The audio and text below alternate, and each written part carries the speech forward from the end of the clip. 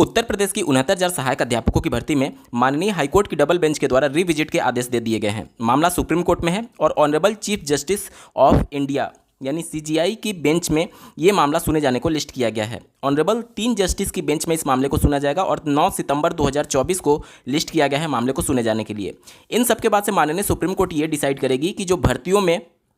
आरक्षण दिया जा रहा है वो किस लेवल पर दिया जाए। और ये बहुत बड़ा मामला है क्योंकि यहाँ से जो भी डिसीजन आएगा वो आगे की भर्तियों के लिए नज़ीर साबित होगा, क्योंकि उत्तर प्रदेश समेत पूरे देश भर में जो भर्तियाँ होती हैं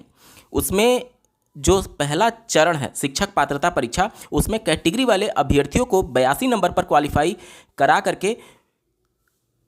शिक्षक भर्ती में वहाँ पर ओबीसी एससी एसटी के अंतर्गत फिर से उनको रिलैक्सेशन दिया जाता है। तो माननीय सुप्रीम कोर्ट यही बातों को तय करेगी कि जो यूपी टेट या फिर सी टेट में जो उनको रिलैक्सेशन दिया जा रहा है 82 नंबर पर क्वालिफाई होकर के शिक्षक भर्ती प्रक्रिया का पार्ट होने के लिए, ये आरक्षण माना जाए। इसके बाद से दूसरे चरण में एटीआरई यानी कि जिसे आप सुपर टेट के नाम से जानते हैं, वहाँ पर जब 82 नंबर पर इन अभ्यर्थियों को आगे की भर्ती प्रक्रिया में शामिल होने का मौका दिया जाता है तो क्या उसे आरक्षण माना जाए या फिर रिलैक्सेशन माना जाए। और अंतिम चरण में जो मेरिट लिस्ट बनती है उसमें जो उनको फाइनल आरक्षण दिया जाता है, क्या आरक्षण का लेवल एटीआरई लेवल पर होना चाहिए या फिर फाइनल मेरिट पर होना चाहिए, ये सारी कुछ चीज़ें अभी डिसाइड होना बाकी है जो कि सुप्रीम कोर्ट तय करेगी। और ये मामला अब एक तरीके से बहुत इंपॉर्टेंट हो गया है क्योंकि honourable chief justice of India के बेंच में ये मामला जा चुका है। तो वहाँ से जो कुछ भी निकलेगा वो आउटकम बहुत इंपॉर्टेंट होगा आने वाली भर्तियों में। ठीक है, अब इसके साथ एक बहुत बड़ा सवाल ये भी है कि अभी हाल ही में माननीय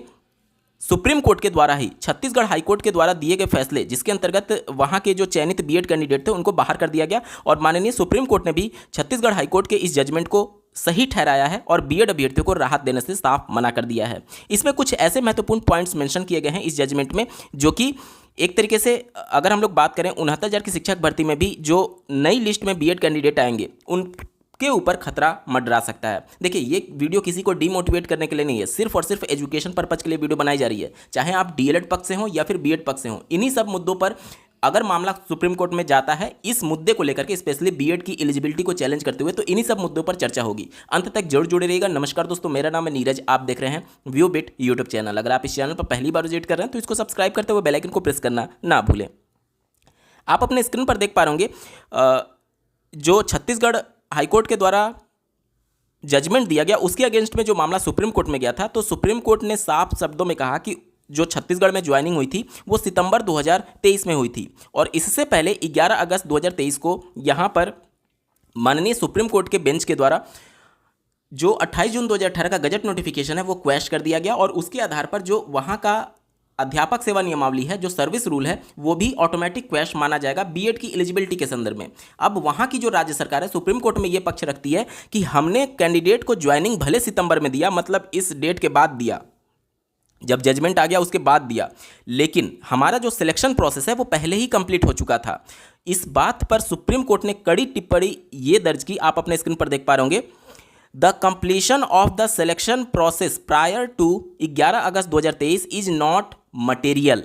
What is important is the date of appointment which is certainly after the cutoff date.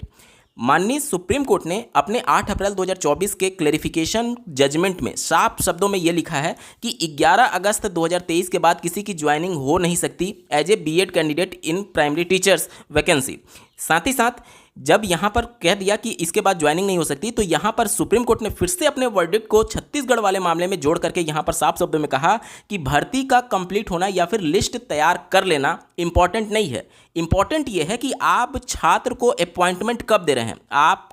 बच्चों को बीएड कैंडिडेट को अपॉइंटमेंट कब दे रहे हैं, जब उनकी ज्वाइनिंग हो रही है, मतलब कि जब वो अपॉइंट हो रहे हैं, नियुक्त हो रहे हैं उस विभाग में, वो इंपॉर्टेंट है। और अगर वो डेट कट ऑफ डेट यानी इसके बाद हो रही है तो निश्चित तौर पर वो डिस्क्वालीफाई माने जाएंगे। आप स्क्रीन पर देख पा रहे होंगे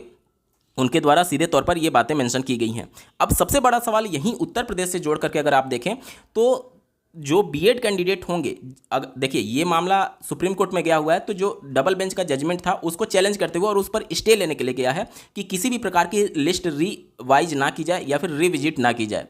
यहाँ पर मांग ये की गई है कि नई लिस्ट ना बनाई जाए, जो पहले से कैंडिडेट हैं उनको रहने दिया जाए और जो भी सीटों का जो भी कुछ हुआ है उसमें नए कैंडिडेट को मौका दे दिया जाए। यहाँ पर अब चीफ जस्टिस ऑफ इंडिया की बेंच यही डिसाइड करेगी कि क्या लिस्ट को रिविजिट किया जाए या नहीं। देखिए बहुत सारे बीएड कैंडिडेट ऑलरेडी अपॉइंटेड हैं और उनके मन में भी कहीं ना कहीं खतरा है। यहाँ पर मैं फिर से बता दूं कि ये कोई भी डीमोटिवेट करने के लिए वीडियो नहीं, सिर्फ और सिर्फ एजुकेशन पर्पज के लिए वीडियो है कि क्या किन पॉइंट्स पर चर्चा होगी जब ये मैटर सुप्रीम कोर्ट में सुना जाएगा। अब यहाँ पर अगर आप 69,000 शिक्षक भर्ती में मामला देखेंगे तो जो नई लिस्ट बनेगी, मान लीजिए 1% की सुप्रीम कोर्ट भी बोल देती है कि नई लिस्ट बनानी है, मान लीजिए नई लिस्ट बनी तो इसमें नई लिस्ट में कुछ ऐसे कैंडिडेट भी आएंगे जो कि ऑलरेडी अपॉइंट हो चुके हैं और बीएड वाले कैंडिडेट होंगे। तो इनको लेकर को तो कोई समस्या नहीं है। क्यों नहीं समस्या है? क्योंकि इस प्रकार के पहले भी हाईकोर्ट के जजमेंट है कि जब किसी भी कारणवश भर्ती को रिविजिट या फिर रिवाइज किया जाता है और नई लिस्ट बनती है, उसमें जो ऑलरेडी अपॉइंटेड कैंडिडेट हैं तो उनका जो ज्वाइनिंग या फिर अपॉइंटमेंट डेट है वो पहले वाला ही माना जाएगा। मतलब कि 2020 में अगर इनको नियुक्ति मिली थी और बीएड कैंडिडेट हैं तो उनका नियुक्ति 2020 में ही माना जाएगा, जो कि इसके पहले हो चुका है तो वो तो सेफ हो जाएंगे, उनको कोई प्रॉब्लम नहीं है। प्रॉब्लम उन कैंडिडेट के साथ आएगी जो कि नए बीएड कैंडिडेट हैं और उनको ज्वाइनिंग मिलेगी, क्योंकि उनका जो अपॉइंटमेंट होगा वो इस कट ऑफ डेट के बाद हो जाएगा। अभी आप हाल ही में देख रहे होंगे यहाँ पर एक पॉइंट ये भी है कि आर्टिकल 14 और आर्टिकल 16 के अंतर्गत समानता का अधिकार है। एक ही भर्ती में आप 2 नियम नहीं लगा सकते। लेकिन इसी के उलट अगर आप मध्य प्रदेश में देखेंगे तो मध्य प्रदेश हाईकोर्ट के जजमेंट के आधार पर ही वहाँ की शिक्षक भर्ती प्रक्रिया आगे बढ़ रही है। हाल ही में वहाँ का जो शिक्षा विभाग है उन्होंने ऐसे कैंडिडेट जो 11 अगस्त 2023 के बाद ज्वाइन किए थे उनको बाहर करने का आदेश दे दिया है और सभी जिलों से ऐसी लिस्ट निकाली जा रही है और इन अभ्यर्थियों का नियुक्ति जो है वो रद्द किया जा रहा है। अब आप सोचिए, एक ही भर्ती में 2 नियम वहाँ पर लग रहे हैं, साथ ही साथ एक ही भर्ती है। जो पहले ज्वाइन कर लिए, पहले काउंसलिंग के अंतर्गत जो ज्वाइन कर लिए वो सेफ है, और दूसरी काउंसलिंग जो कि अपॉइंटमेंट डेट इसके बाद है वो वहाँ पर राज्य सरकार उनको बाहर कर रही है। तो यहाँ पर अगर आप देखेंगे तो मध्य प्रदेश वाला मामला उत्तर प्रदेश के लिए कहीं ना कहीं मुश्किलें खड़ी कर सकता है। और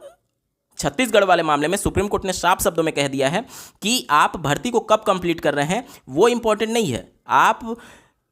के विभाग के द्वारा अपॉइंटमेंट यानी नियुक्ति किस डेट में हो रही है वो इंपॉर्टेंट है। आप अपने स्क्रीन पर पूरा देख पा रहे होंगे। तो इसके हिसाब से 69,000 शिक्षक भर्ती में निश्चित तौर पर जो नए बीएड कैंडिडेट हैं उनके लिए मुश्किलें बढ़ सकती हैं।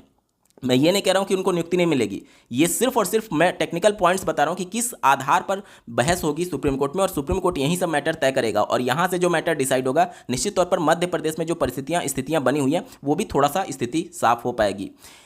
यहाँ पर देखिए, ये जो मैटर सुप्रीम कोर्ट में चैलेंज किया गया है वो ऐसे कैंडिडेट के द्वारा चैलेंज किया गया है जो ये चाहते हैं कि जो डबल बेंच का जजमेंट है वो प्रभावी ना हो, उस पर स्टे लग जाए, यानी कि रिविजिट ना हो। और जो डबल बेंच ने आदेशित किया था कि 90 से 96 के बीच में जो भी कैंडिडेट हैं,